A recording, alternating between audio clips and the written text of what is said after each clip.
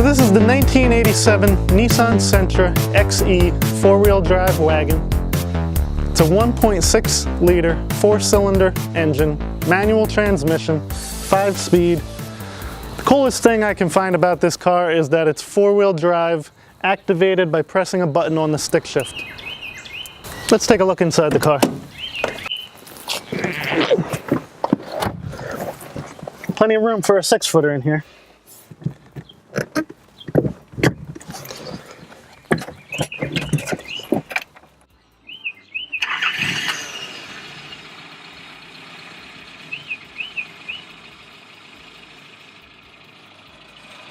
So this has the interior that is typically Spartan, as was the case of most Japanese cars in the mid-80s.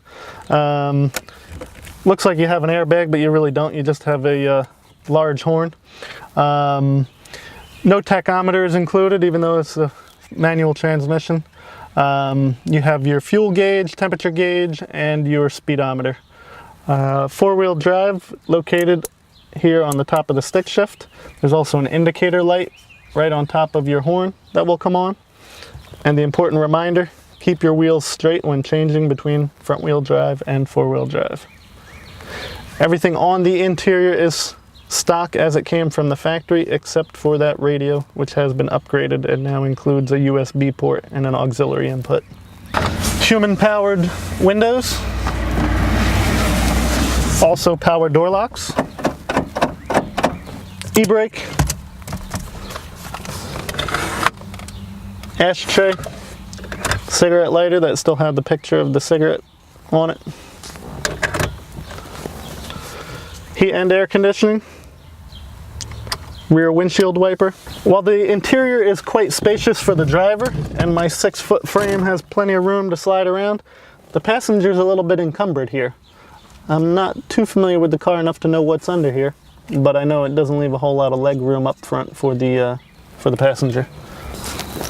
So our able-bodied producer, who is 5'9", said that this is an average seating position, so actually that leaves me a decent amount of space for a 6-footer in here.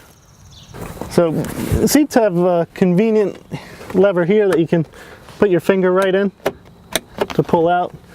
Both sides very easily folding down to open up all your area in the back seat. It's actually a nice, easy opening trunk lid. Just kind of effortless.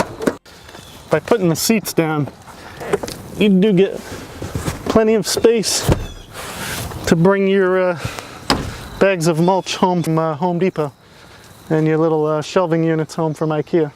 Everything inside the trunk shows that they were paying attention to the little details. So we've got a strap here, so when we're accessing our spare tire, we can just hook this somewhere up here. Let that hold it up for us, get in here, do our business. We've got our jack here.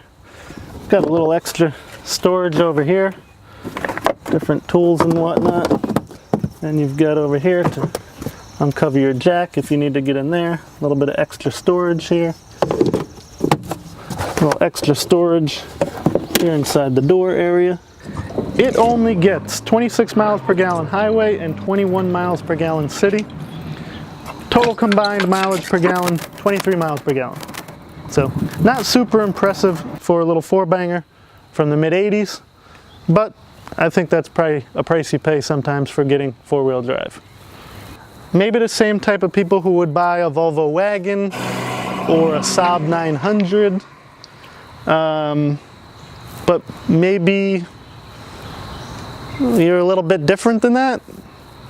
And maybe you're an accountant and it's cheap and it's got four-wheel drive and you live in New England.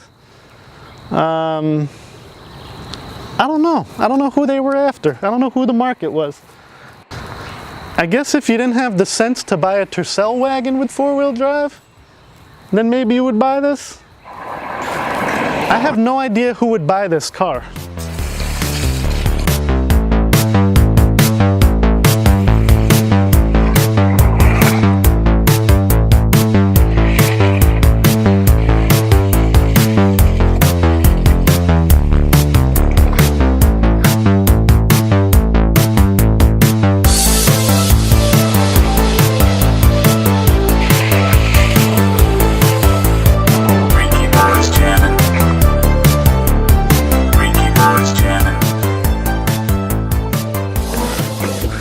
I'm Anthony, the Vehicle Hunter. Make sure you subscribe to the YouTube page and please like us on Facebook. Vehicle Hunter.